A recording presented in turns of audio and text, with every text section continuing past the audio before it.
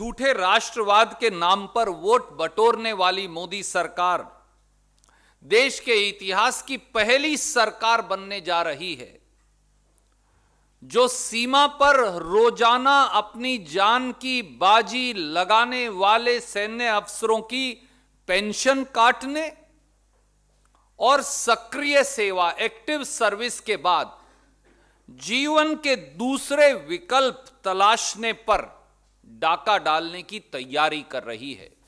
और उसके लिए यह प्रस्तावना, यह प्रपोजल, जिसकी प्रतिलिपि मैं आपको जारी कर रहा हूं, यह प्रस्तावना जो है यह दी गई है मोदी सरकार के द्वारा। एक तरफ तो स्वांगरच मोदी जी सेना के लिए दिया जलाने की बात करते हैं और दूसरी तरफ साहसी और बहादुर सैन्य अफसरों के जीवन में उनकी पेंशन काट दिवाली के मौके पर अंधेरा करने का प्रयास कर रहे हैं। यही भाजपा का झूठा और असली राष्ट्रवाद है। आइए इसके 5 महत्वपूर्ण पहलू जानें।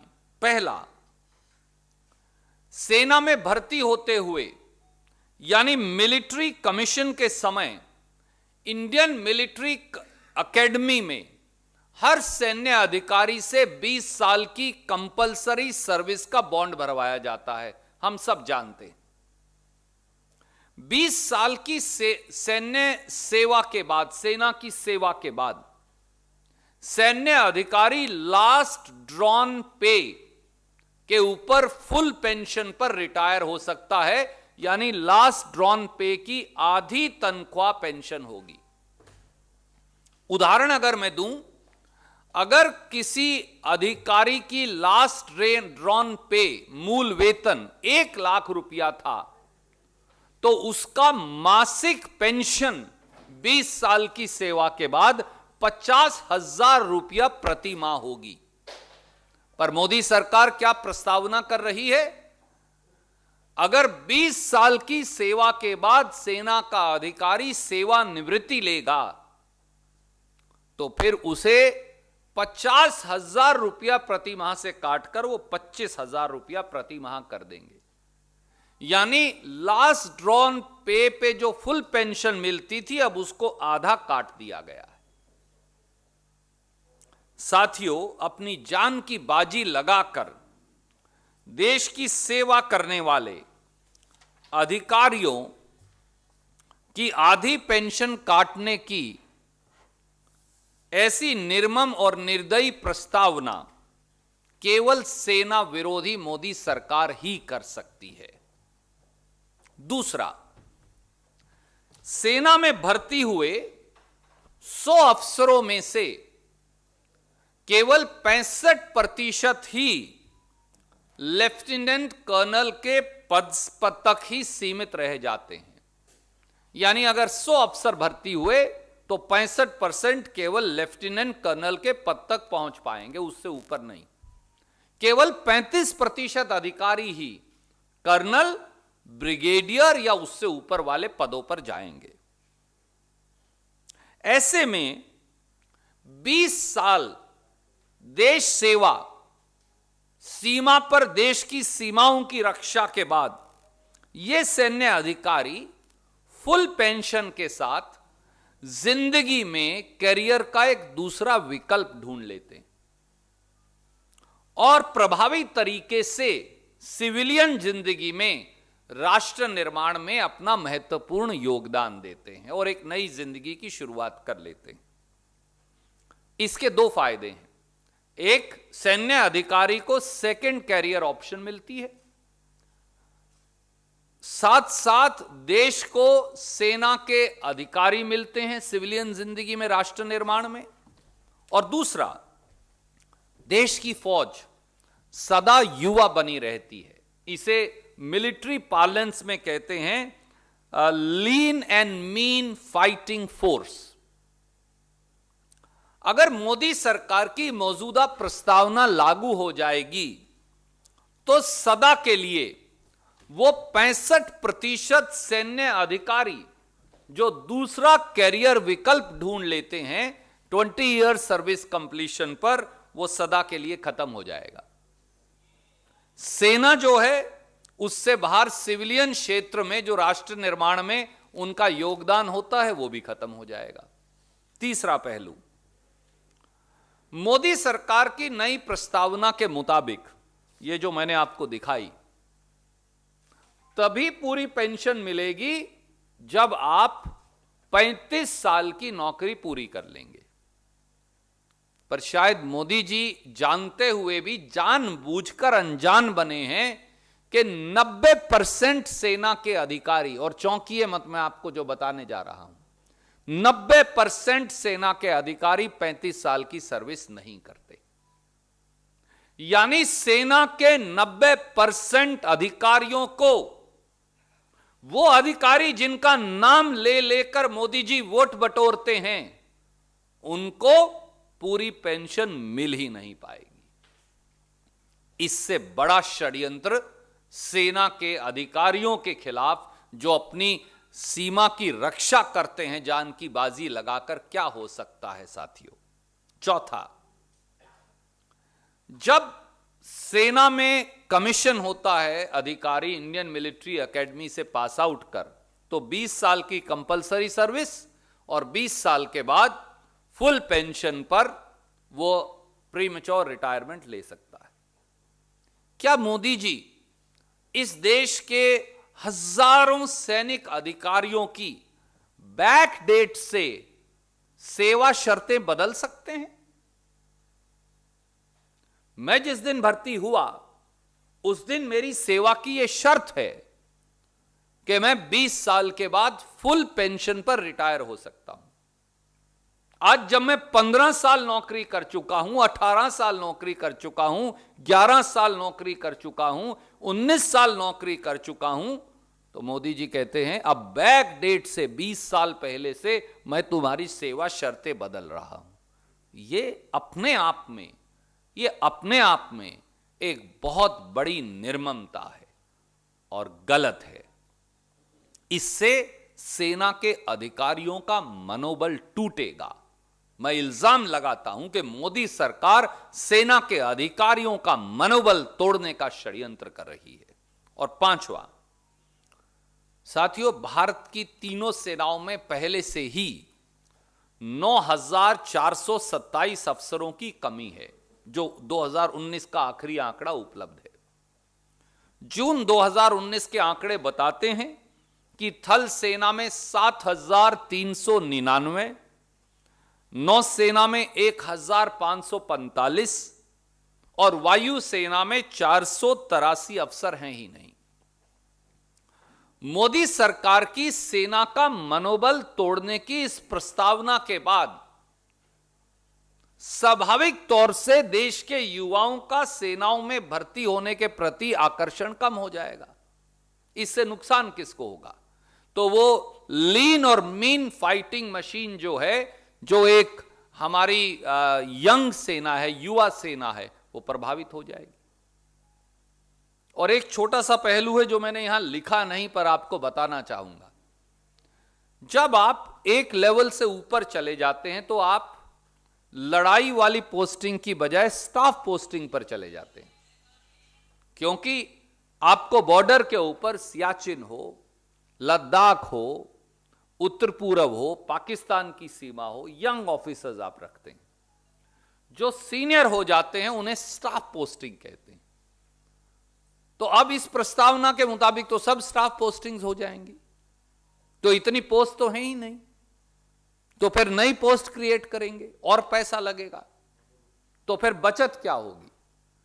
और 8,000 करोड़ का जहाज जो प्रधानमंत्री खरीद सकता है, 7,500 करोड़ के इश्तेहार दे सकता है, वो सेना की पेंशन क्यों काट रहा है? उन्हें सेना की 50% पेंशन देने में तकलीफ क्या है? साथियों, सच्चाई यह है कि मोदी सरकार लगातार सेना विरोधी कार्य कर रही है 6 साल से।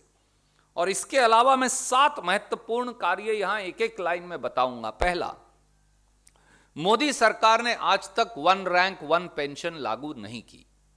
दूसरा, मोदी सरकार ने जो कांग्रेस, यूपीए और सरदार मनमोहन सिंह जी, सोनिया गांधी जी ने शुरू की थी, सेना की non functional utility benefit scheme, जिसमें ऑटोमेटिक टाइम बाउंड पे प्रमोशन का प्रावधान था, उसे खत्म कर दिया।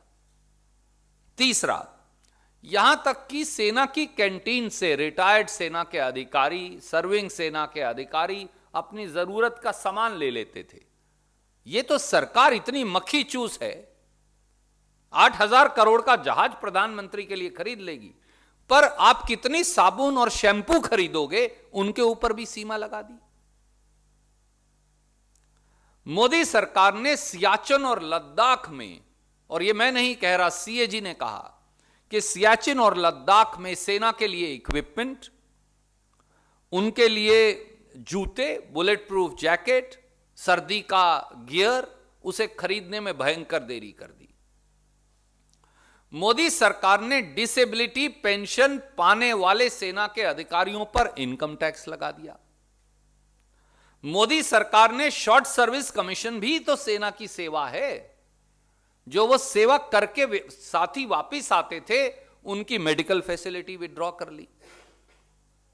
मोदी सरकार ने 70,000 सैनिकों वाली माउंटेन कोर, जो हमने बनाने का निर्णय किया था सरदार मनमोहन सिंह जी के कार्यकाल में, ताकि पूरे चीन की सीमा पर वो लगाया जा सके, पैसों की दुहाई देकर उसे खत्म कर दिया। और अब देश की सेना पर मोदी सरकार के इस ताजे हमले की प्रस्तावना ने झूठे राष्ट्रवादियों का सेना विरोधी चेहरा उजागर कर दिया है। हमारी मांग है कि देश के प्रधानमंत्री मोदी जी सामने आकर इस पर वक्तव्य दें और सेना विरोधी इस 29 अक्टूबर 2020 की प्रस्तावना को बगैर देरी के वापस लें। Before I take your questions, I want to say very, very briefly in English. Modi government has betrayed our brave armed forces. Modi government is deliberately hurting the morale of our armed forces by snatching away 50% of their pension. Habitual of seeking votes on the sacrifice of our brave soldiers and on fake nationalism, Modi government has become the first regime in the history of India to steal the pension of our armed forces and its officers and hurt their alternate career choices after active service for our motherland. And this is an evidence thereof. And 4 or 5 things, while Prime Minister exhorts the country to light a candle for our forces, he spreads darkness in their lives by even cutting their pension and blocking their career progression. If this is not BJP's fake nationalism, then what is? And I want to very quickly highlight 5 short points. An officer can retire after 20 years of active service with full pension. So he or she gets 50% of the last drawn basic pay. Hypothetically, if an officer was getting 1 lakh rupees as last drawn pay per month, then the pension would be 50,000 rupees per month. Modi government seeks to reduce it from 50,000 to rupees 25,000 per month. That means they want to apply 50% cut to that also. Secondly, on an average, only 65% of the officers of the armed forces, they are confined actually to the rank of lieutenant colonel. they do not go above that. Only 35% officers go to the rank of colonel, brigadier and above. So these 65% officers, almost always what they do, on completion of 20 years of service, they choose an alternative career path in the civilian field, contributing to the nation building. And many people and governments and private enterprises take them willingly. So they have served the motherland for 20 years and then they serve the country for rest of their times. If you are not going to let them retire till 57 years, for you are going to take away their pension, then post 57 years, what will they contribute? Nothing. So Modi ji is snatching away the career progression of our officers after 20 years of active service. Thirdly, according to Modi government's new proposal, only if you have served for 35 years, you will get full pension. But does Modi ji know, or perhaps he deliberately doesn't want to know, that 90% of officers do not serve for 35 years. That means 90% of officers will be denied right to full pension. Fourthly, how can Prime Minister and this Modi government change the service conditions of officers from backdate? When I passed out from Indian Military Academy, hypothetically speaking, I served a bond for compulsory service of 20 years, and one of my conditions of service was premature retirement with full pension. Having served 11 years, 12 years, 15 years, 19 years, can you tell me you are going to set the clock back 19 years behind? And you will not now give me full pension. It's an impossibility. And this will demoralize the armed forces of India. Lastly, there is a serious dearth of officers in the armed forces. 9,427, nearly 9,500 officers less in our armed forces. If you are going to put such conditions whereby you're going to take away second career progression, you're going to take away pension, will it not lead to less number of our young getting attracted to join our forces and India not having a lean and mean fighting machine in military parlance? Truth is, Modi government is a habitual offender in terms of attacking our armed forces and their interests, and they have done so once again. Any questions, you're welcome to ask.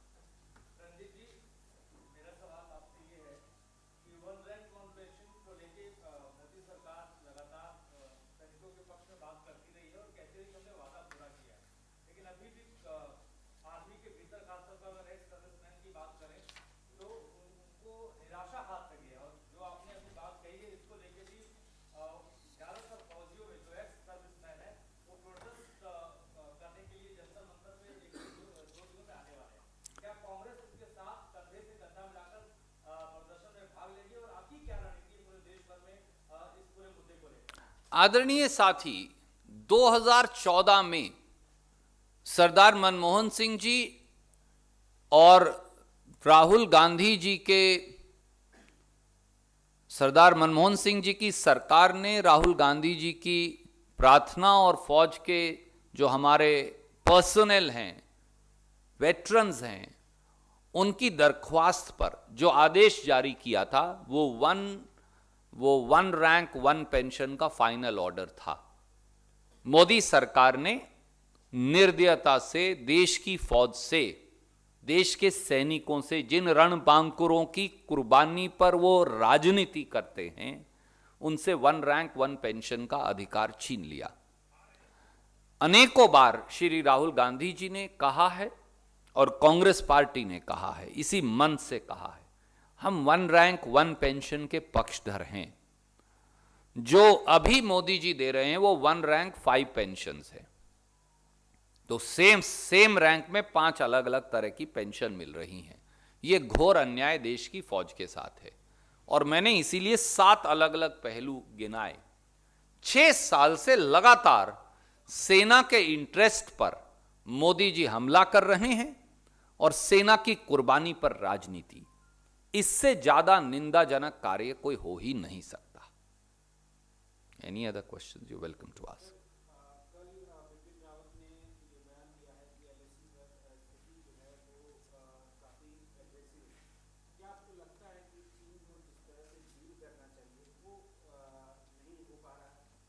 आदरणीय साथी, पूरा देश समेत भारतीय राष्ट्रीय कांग्रेस के हमारी सेना के साथ एकजुट खड़ा है। हमें हमारी सेना पर गर्व है कि इस विषम परिस्थितियों में भयंकर बर्फबारी के बीच मोदी जी ने सेना को पूरा प्रोटेक्टिव गियर भी नहीं दिया बर्फ से बचने का, उसके बावजूद भी भारत माता का झंडा पकड़, देश का तिरंगा पकड़ हमारी सेना के बहादुर जवान और अधिकारी आज भी दुश्मन के सामने भारत मां की रक्षा के लिए सीना ताने खड़े हैं, हर कुर्बानी को तैयार। हमें गर्व है उन रणबांकुरों पर सवाल यह भी है कि देश के प्रधानमंत्री और सरकार क्या कर रही है। वो चीनी दुस्साहस को कैसे जवाब देगी, चीन को भारतीय सीमा से पीछे कैसे खदेड़ेगी, क्योंकि दुर्भाग्य से देश के प्रधानमंत्री तो चीन शब्द बोलने से डरते हैं। चीन का शब्द ही उनके मुंह से निकलता नहीं।